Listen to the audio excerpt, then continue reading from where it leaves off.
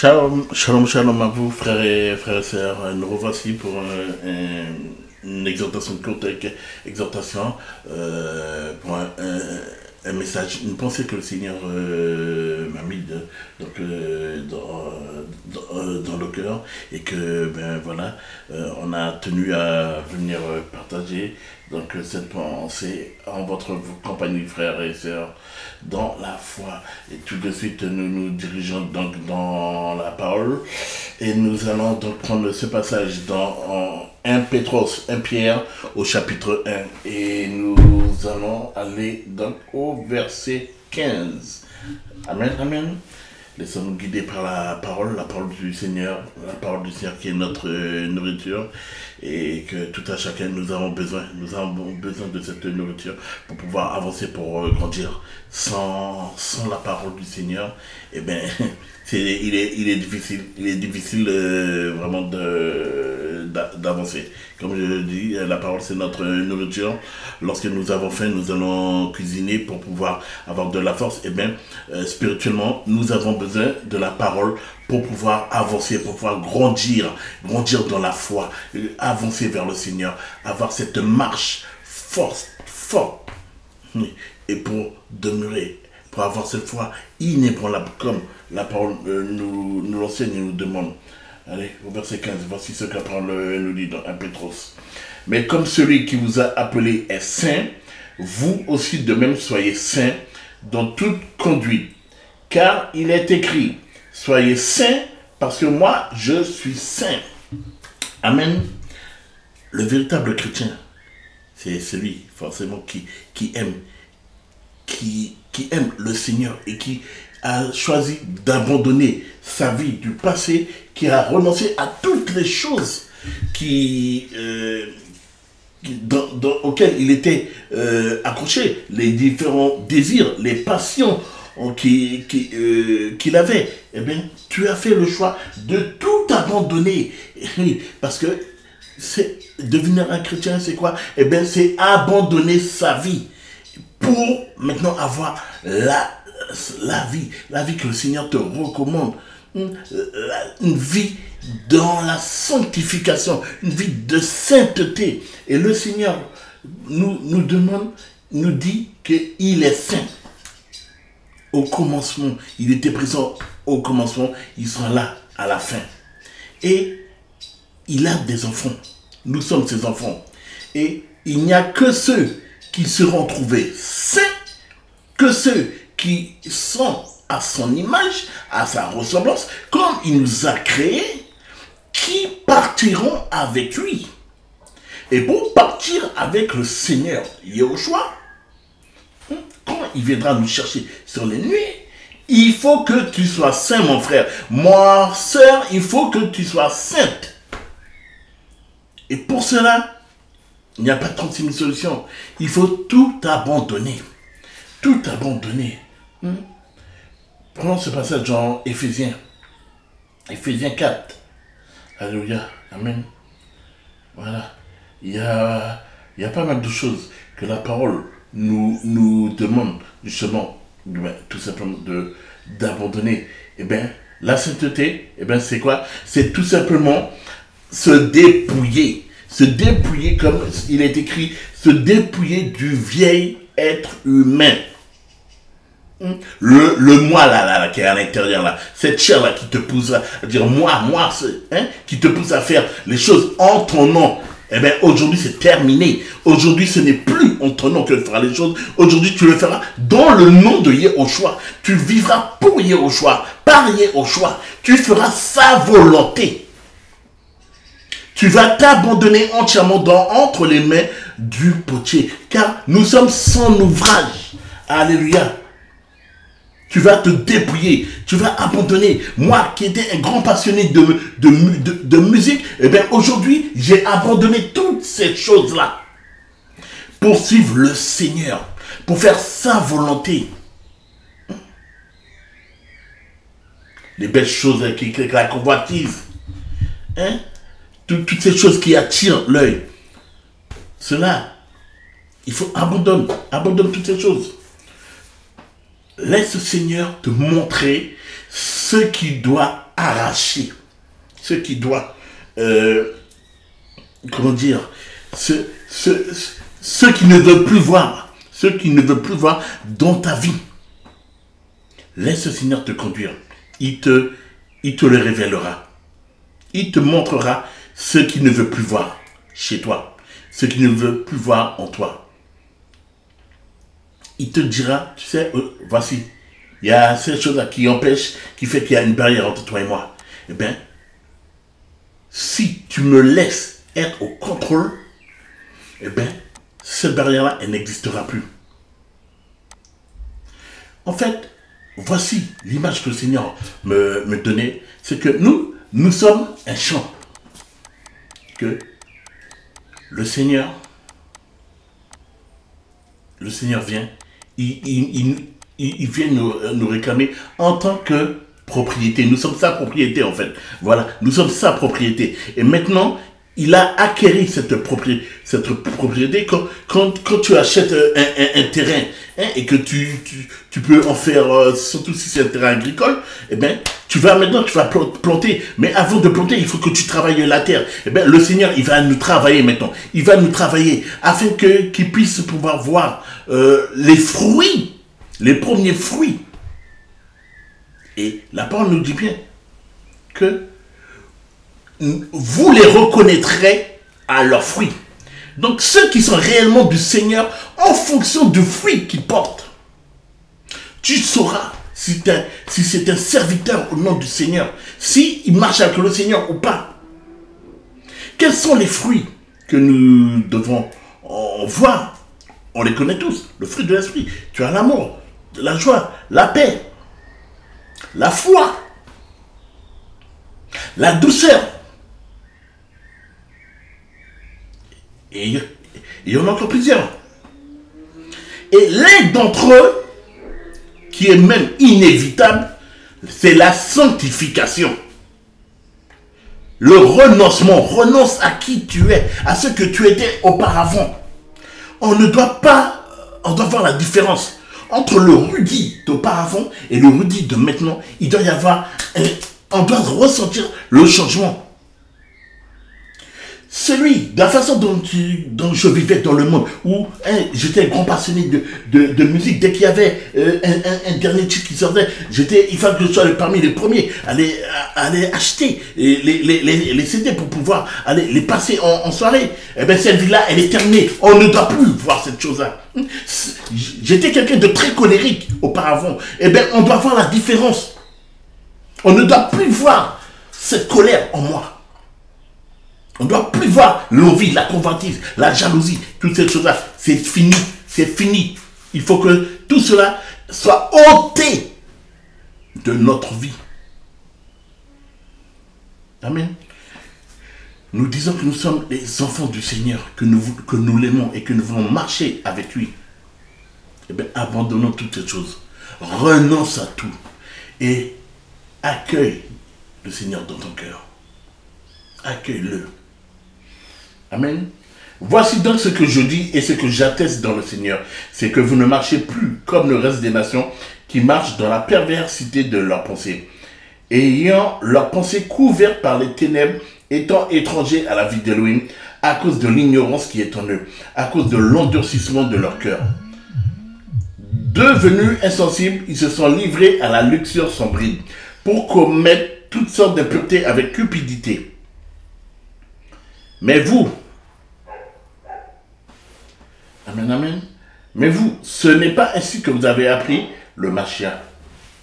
Si toutefois vous l'avez entendu et avez été instruit par lui conformément à la vérité qui est en Yehoshua, à vous dépouiller pour ce qui est de votre conduite précédente, du vieil être humain qui se corrompt selon les désirs de la séduction, à vous laisser renouveler par l'esprit dans votre pensée et à vous revêtir du nouvel être humain créé selon Elohim dans la justice et la sainteté de la vérité. C'est pourquoi, ayant mis de côté le mensonge, dites la vérité à chacun à son prochain, parce que nous sommes membres les uns les autres. Oui, le mensonge. Le mensonge ne doit pas faire partie de notre vie. On ne doit pas se mentir entre frères et sœurs. Cela ne doit pas exister. Renonce, abandonne toutes ces choses. C'est même primordial. Je vais même employer un mot fort. C'est le fatal. Car il en va de ton salut. Là, tu as un réel choix à faire. Tu veux marcher avec le choix, bannis toutes ces choses. C'est de la mauvaise herbe. Hein? Sur ce champ, sur ce terrain que tu viens d'acquérir. Tu voudras voir simplement des arbres qui vont porter du fruit. Hein?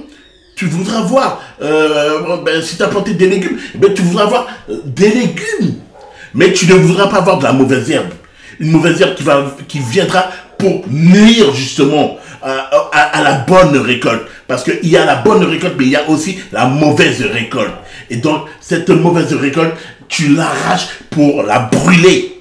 Eh bien, voilà. Nous aussi, arrachons toutes ces choses afin de les brûler. Afin que le Seigneur ne puisse plus voir ces choses en nous. Bannissons le mensonge de nos vies. Si nous mentons entre frères et sœurs, repentons-nous, demandons pardon au Seigneur. Repentons-nous, demandons pardon au Seigneur et vivons dans la vérité, car lui est la vérité. Le mensonge, ça vient du malin, ça vient de Satan. C'est lui le menteur, c'est lui le voleur, le destructeur, l'arnaqueur, le tentateur. Renonce à toutes ces choses, abandonne toutes ces choses. Vis dans la sainteté, bannis le mensonge. Amen. Soyez en colère et ne péchez pas. Que le soleil ne se couche pas sur votre indignation. La parole nous parle. Voici ce qu'elle dit. Soyez en colère et ne péchez pas. Car il y a certaines colères qui sont... Il y a plusieurs sortes de colères. Mais rappelons-nous que le Seigneur aussi a eu l'occasion de se mettre en colère. Mais c'était des colères, on va dire des colères qui étaient saintes. C'est surtout ceux qui risquent d'arriver derrière, qui risquent d'engendrer le péché. Tu peux très bien manifester une sorte de colère. Mais attention à ceux qui risquent d'arriver derrière. Est-ce que tu vas t'énerver et puis te mettre à insulter les gens? Est-ce que tu vas t'énerver et avoir de mauvaises pensées, de mauvaises paroles? Voilà. C'est ça qui vient derrière et qui va donc faire la pâte gonfler. La chair, et ça va gonfler. Et là, tu auras ouvert une porte. Attention, car Satan, il tourne autour de nous comme un lion. Et s'il voit une ouverture, boum, il fonce. Et ça peut faire énormément de dégâts. Verset 27. Ne donnez pas une occasion d'agir au diable. Voilà, c'est exactement ce que je viens de dire à l'instant. Ne pas donner d'occasion à l'ennemi, qui n'attend que cela, en fait. Il attend que cela. Car lui, son but, c'est de nous faire tomber. C'est de nous faire tomber, de nous détruire. Car il nous déteste. Il nous hait carrément. Il nous hait. Parce que nous sommes la création de Yahushua, de notre Elohim. Nous sommes sa création, nous lui appartenons. Mais lui, il a un but, c'est de nous détruire. Il sait que lui, il est condamné. Et il veut partir avec un maximum avec lui. On a la possibilité de donner sur le péché. On a la possibilité. Ne donnons pas accès au péché dans notre vie. Ne donnons pas accès à Satan dans notre vie. Un seul doit régner sur notre vie. Yehoshua HaMashiach, notre Seigneur Jésus-Christ de Nazareth, qui est allé à la croix pour nous. Il n'est pas allé à la croix pour nous voir périr. Il n'est pas allé à la croix. Il ne s'est pas offert en sacrifice pour que nous puissions aller être détruits. Non, ce n'est pas pour ça. Nous n'avons pas été créés afin d'être détruits, mais afin que nous soyons sauvés. Celui qui condamne, c'est l'ennemi. Celui qui accuse, c'est l'ennemi. Amen. Oh, laissons le Seigneur nous travailler. Laissons le Seigneur labourer ce champ que nous sommes, afin que nous puissions être à sa ressemblance, comme il l'a souhaité. Nous sommes son ouvrage, nous sommes son œuvre. À toi la gloire, papa, à toi la puissance, merci. Verset 29, qu'aucun discours pourri ne sorte de votre bouche, mais ce qui est bon pour la construction, selon le besoin, afin qu'il communique une grâce à ceux qui l'écoutent. Amen. Attention à notre langage. Attention à ces mots-là. Les petites insultes. Les mots-là qui souillent. Attention. Attention à cela. Si on est encore comme ça, demandons, prions le Seigneur afin que nous puissions être changés. Prions pour notre transformation. Quand tu plantes une graine d'orange, si tu prends le temps de la planter et de l'arroser, amen, c'est pour voir une transformation. C'est pour qu'elle puisse premièrement s'enraciner dans la terre. Donc, nous devons nous enraciner à qui? Eh bien, au Seigneur, il est au choix. Et que nous puissions grandir. Nous nous nourrissons, amen. Nous nous nourrissons par la foi. Nous nous nourrissons en méditant sa parole jour et nuit. Comme il nous est ordonné, méditer jour et nuit la parole. Méditons. Merci Seigneur pour cette pensée. Merci Seigneur pour ta parole. Méditons et afin de pouvoir grandir et être ce bel arbre qui va porter du fruit. Voici. Portons du fruit, mes frères. Portons du fruit, mes sœurs. Alléluia. Et verset 30. Et n'attristez pas le Saint-Esprit d'Élohim par lequel vous avez été marqués d'un sceau pour le jour de la rédemption. Amen. Nous sommes marqués du sceau. Nous sommes marqués du sceau d'Élohim. Nous avons donc le Saint-Esprit en nous. Cette preuve qui montre que nous marchons avec Yahushua. Le Saint-Esprit est en nous. Verset 31. Que toute espèce d'amertume et de fureur et de colère, et de clameur, et de blasphème, avec toute espèce de malice soit bannie du milieu de vous. Amen. Je renonce à toutes ces choses. Si tu es quelqu'un qui aime interpeller mais fort, parce qu'il faut qu'on t'entende, arrête avec ça, arrête. Si tu es quelqu'un de colérique, arrête avec ça. La fureur, arrête avec ça. Toute espèce de malice, il faut que ça soit banni de ta vie. Toute espèce de malice. Parce que la malice, ça ne fait pas du Seigneur. D'ailleurs, quand tu regardes la racine de ce mot, dans malice, tu as mal. Et tout ce qui vient du mal, vient de Satan. C'est de Satan. Ça lui appartient, tout cela. Bannis toutes ces choses. Ne permette plus qu'on te dit que tu es une personne malicieuse ou malicieux. Non. Car tu n'appartiens pas à Satan. Tu appartiens au Seigneur Yahushua HaMashiach. Amen. Verset 32. Mais devenez doux les uns envers les autres, pleins de compassion et vous pardonnant les uns aux autres, ainsi qu'Élohim vous a pardonné par Mashiach. Oui, que le pardon, la miséricorde soit trouvée dans nos vies.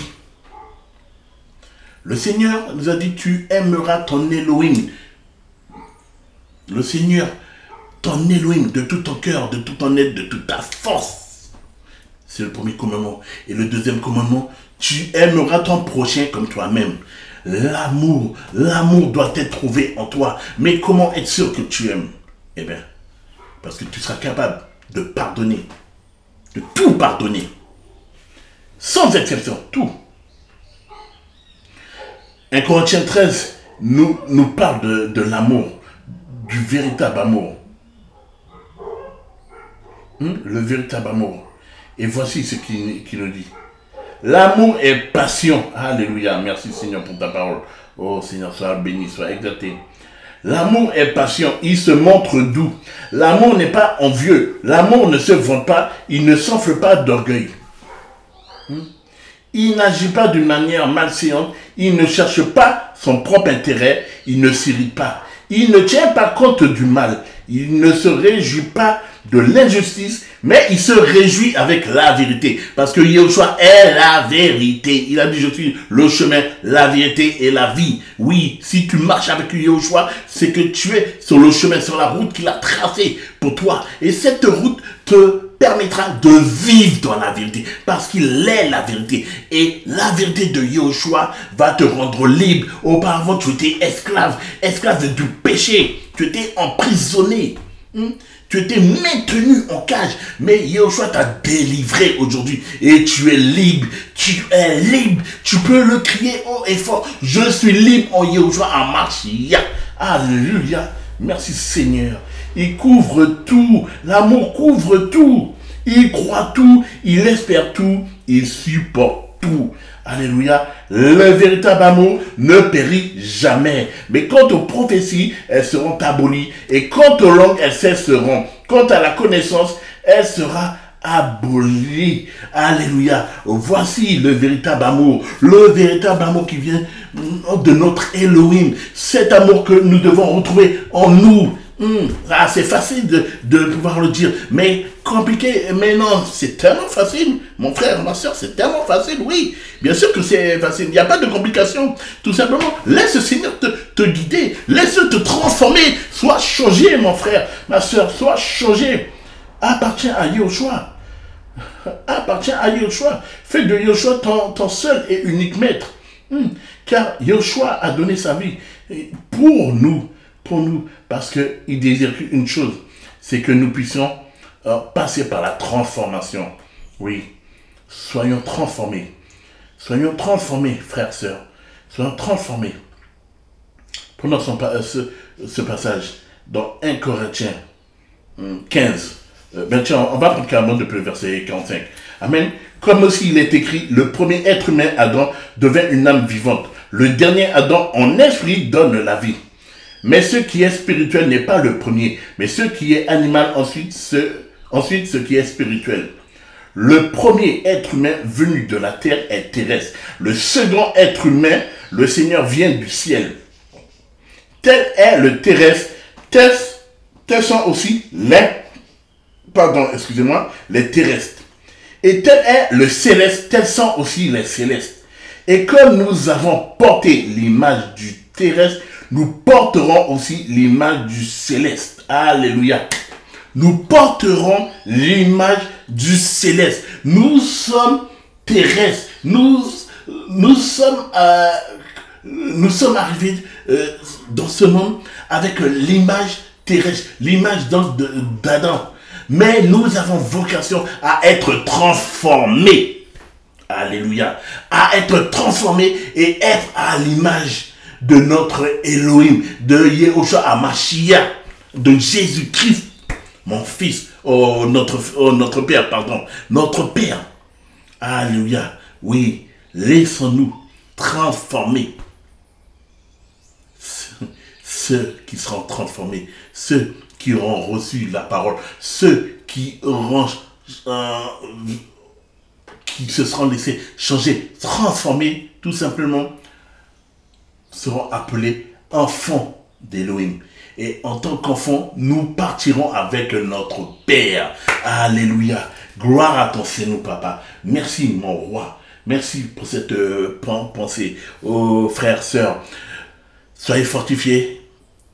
Merci, Père, franchement, pour cette édification. Et que demeurons bénis, demeurons tous bénis et fortifions-nous en Yahushua HaMashiach.